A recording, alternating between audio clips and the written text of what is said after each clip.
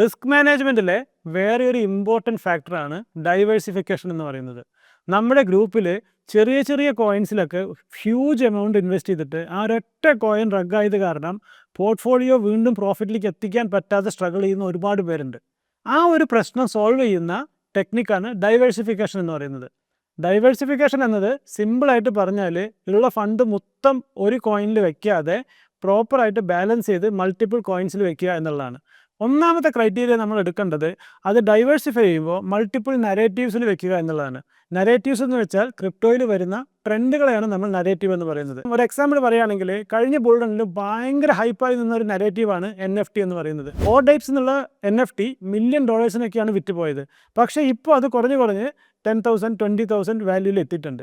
അപ്പോൾ ചില നരേറ്റീവ്സ് അപ്പാടെ അടിച്ചു പോകും. അപ്പോൾ അത് ഒഴിവാക്കാനാണ് നമ്മൾ നമ്മുടെ ടോക്കൺസ് പല നരേറ്റീവ്സിലായിട്ട് ഡൈവേഴ്സിഫൈ ചെയ്യുന്നത്.